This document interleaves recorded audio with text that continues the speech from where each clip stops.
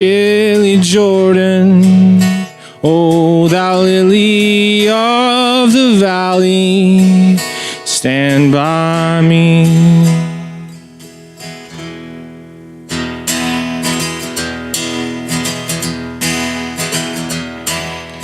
Life is filled with swift transitions, not unmoved by earth can stand. Build your hopes on things eternal. Hold to God's unchanging hand. Hold to his hand, to God's unchanging hand. Hold to his hand, to God's unchanging hand. Build your hopes on things eternal. Hold to God's unchanging hand. Trust in him who will not leave you. Whatsoever life may bring, if by earthly friends forsaken, still more closely to him cling. Hold to his hand, to God's unchanging hand. Hold to his hand, to God's unchanging hand. Build your hopes on things eternal. Hold to God's unchanging hand.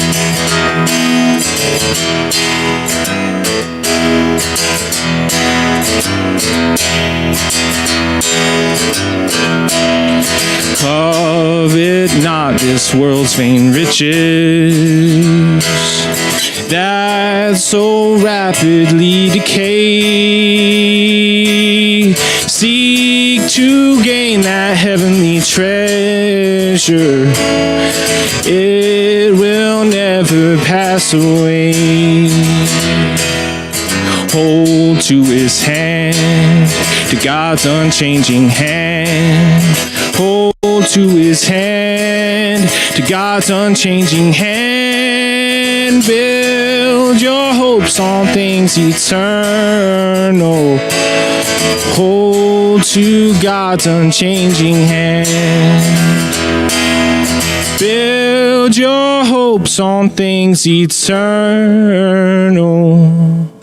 Hold to God's unchanging hand.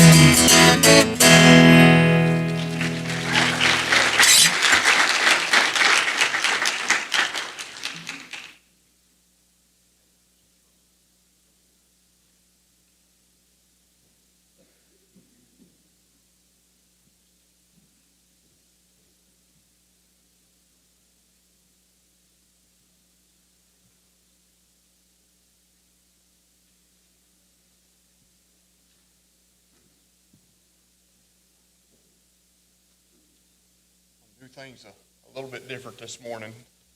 Brother Mike, come here.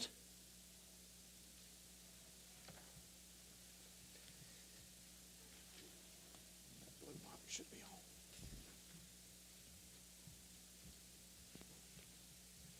It's good to be in God's house this morning.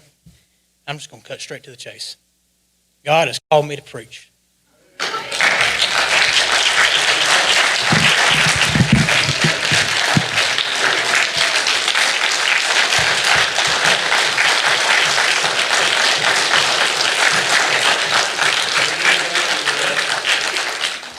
I did have I did have a message built up, not a sermon, but I just wanted to cut straight to the chase and get this pressure off of me. I've been called about 12 years ago when I was in high school. I was a senior in high school. Pisgah started this thing called FCA, or not, it didn't start it, it's Fellowship of Christian Athletes. And I took a leadership part of it. Taylor, Philip, Cheyenne, and Kobe. Macklin was well represented in that group. You know, besides me, but we was well represented. And God started dealing with me then, and I ignored it. and I ignored it. But it came back, and I've got to be obedient. And there's one question I had to ask myself that really drove it home. What does it mean? What does it mean to call Jesus Christ Lord? And what does it mean? In the Greek, the word is kuros, or kuros, however you want to pronounce it. It means supreme ruler and master. All right? If I didn't answer this call, how can I call Jesus Christ Lord? Let me read this one passage, and this really prompted me to answer this. This is in Luke chapter 6, verse 46. And why call ye me Lord, Lord, and not do the things I say? Lord, I'm going to do what you say. You are Lord. Jesus Christ is Lord of Micah Bass. Thank you, and I'm excited about my first message, whenever that'll be.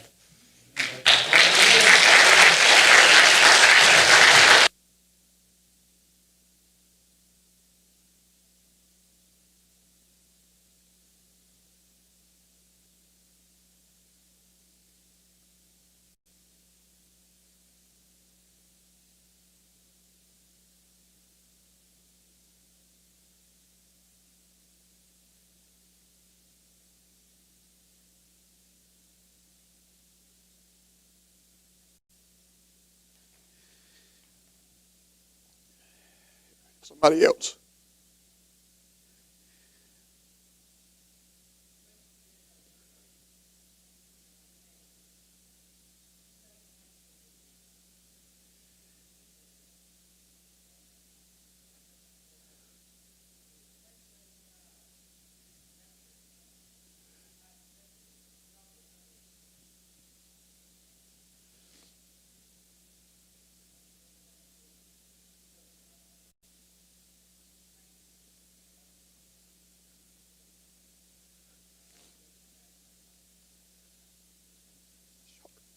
Love you.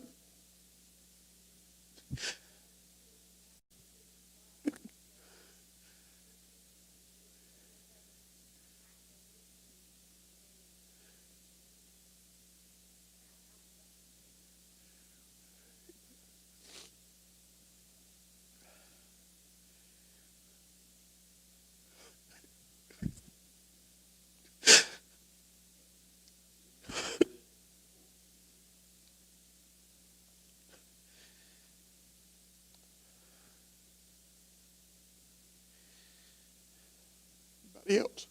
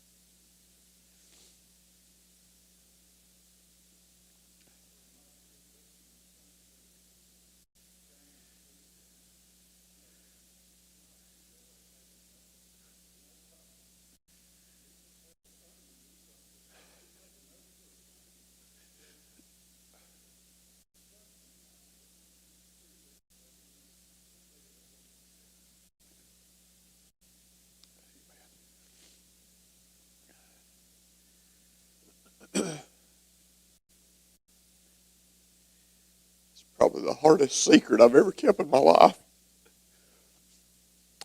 Came to me on Wednesday, and I made the mistake of, he sent me a text and asked me if I was at school, and I told him, yeah, and he said, can I come by? And I said, well, yeah. He said, I'll be there in about 10 minutes. Well, I just happened to be talking to Mikhail during this time, and I said, Micah wants to talk to me, what's going on? And she said, I don't know. And I told a little fib to her because she said, after he left, what did he want? And I said, well, he just heard about everything going on in my life, and he wanted to come talk to me. And sorry, I lied to you, but I promised him that I wouldn't tell anybody. and I hadn't. But I told Mikhail we was getting ready this morning. I said, it's going to be a good church service, and if you leave some of your mascara off this morning, you probably won't do, because I know what today's going to be like. And couldn't help this week but to think back to when the Lord called me to preach. And I told Micah this, it's not going to be easy. There's going to be people that are going to doubt you.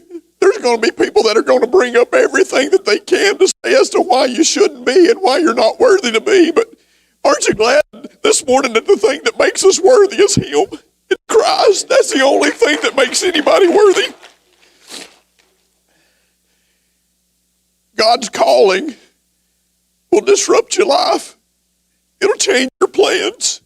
It'll change what you had on your agenda. It'll change what you thought your life was supposed to be, what you thought that you were going to do. And I remember, and me and Micah's got a whole lot in common. Micah's life goal was to be a college football coach. Well, my life goal was to be a college basketball coach. That's what I always wanted to do. And when the Lord called me to preach, that was something that I thought, well, maybe He's going to use this as a springboard to get me into position to introduce me to somebody so that that's what I can do. And sometimes in life, we think that, well, I could make a big difference if I was a college basketball coach. A big difference for what? A big difference in what?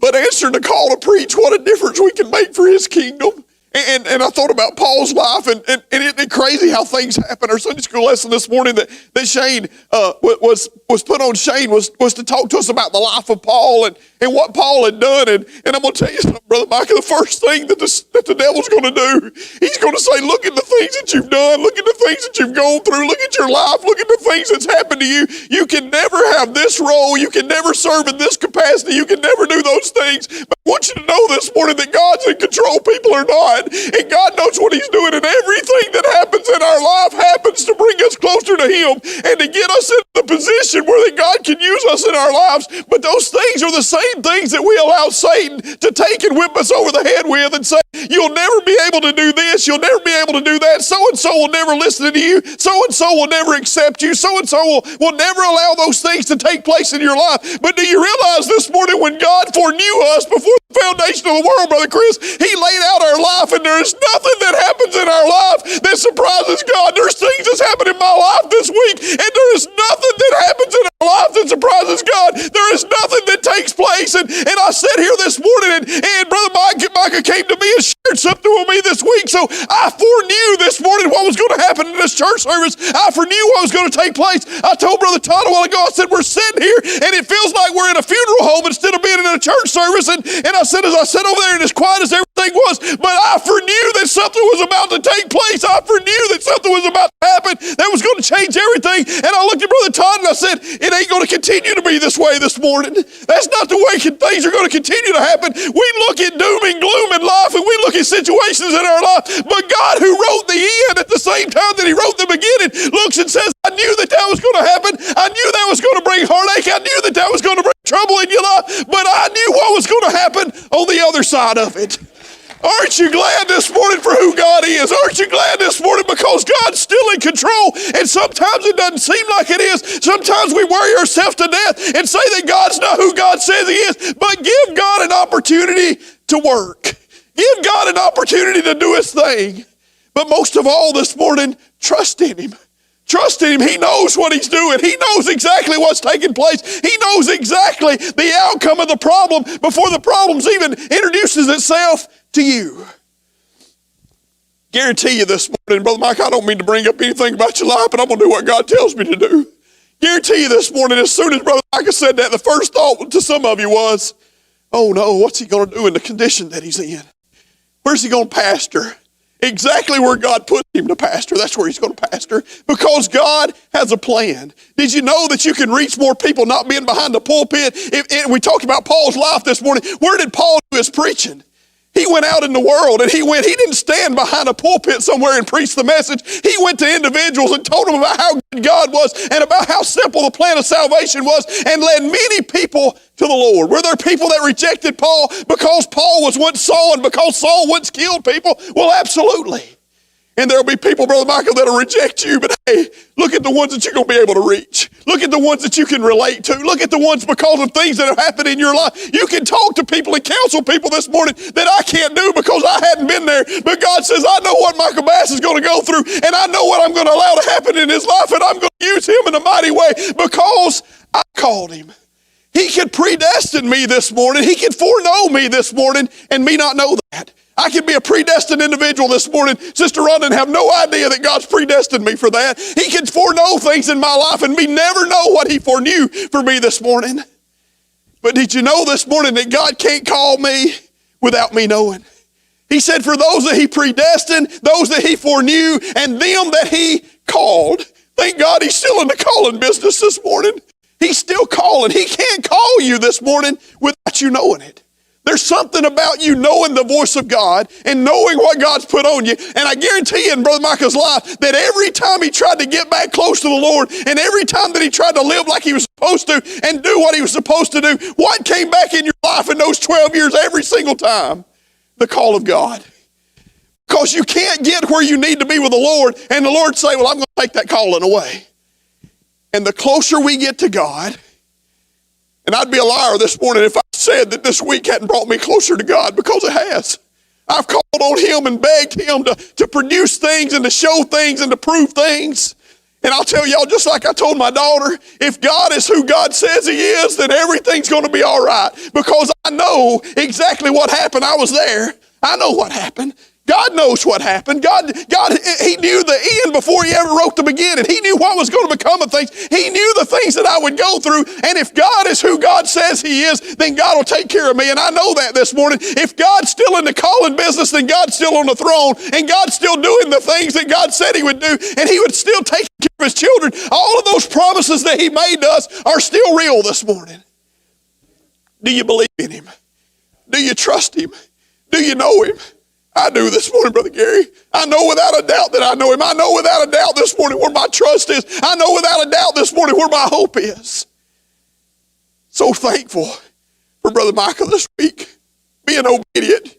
You have no idea, Brother Micah, how that changed my life. You coming to me and saying, hey, I need to talk to you. Tell me what I need to do. Well, that's pretty simple. You do what God tells you to do. And you don't worry about what anybody else thinks about it. You don't worry about what anybody else says about it. God is God, and God is on the throne, and God will take care of you if you'll be obedient to him.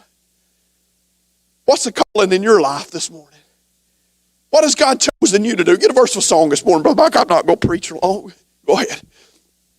What's the calling on your life? What does God want you to do that you can't just let go of, that you can't just accept, that you can't? Maybe God's calling you to forgive somebody that's done you wrong. Maybe God's calling you to go talk to somebody. Maybe God's calling you to go and witness to somebody, and you're scared to death that you're going to upset them. You're scared to death that you're going to make them mad. You're scared to death of the consequences of what may happen if you do that. If God has called you to do something this morning, you got to do it. Whatever God's calling is on your life, you got to do it. The only real peace that we have is in him. Brother Micah started coming back to church, and this ain't the first time, Brother Gary, that he sat over there with that little marker and marked in the Bible over there, and I thought, man, he's serious. He's serious. Brother Shane asked about some man's name in the Bible this morning that Paul was a follower of, and Brother Micah popped out his name just like that, and I turned and looked at him as though, how in the world did you know that? Well, Granny just told us how he knows that. He probably should be teaching the class. Me and McKell's had this conversation. I can't tell you how many times on how much that boy knows about the Bible. And I thought, God, how can he be so interested in the Bible, but you not have a calling on his life? How can he be so interested about the Bible and you not have a place in the church for him, Lord? How can that happen? And God says, hey, just give me time to work. I foreknew and I foreordained him before the foundation of the world to do the things that I want him to do. And I brought him in the path that I brought him in so that he would be equipped to do the role that I've got for him to do. But what do most of us do when we go through that potter stage, that molding stage, that he does on us sometimes that Chris hurts, don't it? When he begins to chisel on their lives, God, that hurts. Yeah, it does. God, I don't understand why I'm going through this. Lord, I know that it's for your glory. God, I know it's for your honor. I know it's because you've got big plans for me. And the harder the situation is to overcome in your life, the bigger the victory is on the outside. If you will endure until the end. If you will stay the course. If you will stay on the path that God has chosen for you. Is anybody in this building perfect this morning? No. None of us are. None of us are. We all have faults. We all have failures. But I'm glad that it doesn't depend on me this morning, Brother Allen. It depends on Him. This morning, what's God calling you to do this morning as we stand and sing?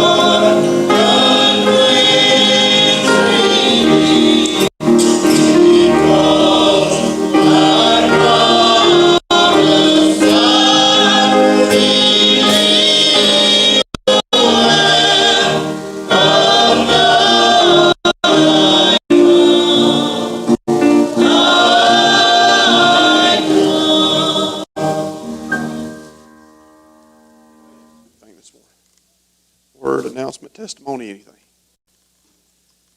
God, I'm going to bring Brother Micah down, and we're going to close by coming around and hugging on him, loving on him. And then we'll be praying for him because it's not easy. You can ask any of these preachers that are here. There'll be times, Brother Micah, you want to quit, and there'll be times that you can't wait till the next message so that you tell everybody about what God's given you, how excited you are. And don't let anybody ever tell you that the bad outweighs the good, because it doesn't. It doesn't. Just be obedient to Him. Anything else this morning before we bring Him up? Amen. Amen. Come ahead, Brother Micah. We'll close by coming around and loving on you a little bit. Nothing else. Thank you today, Lord, for adding another servant to your calling, Lord. And I ask, Lord, that you watch over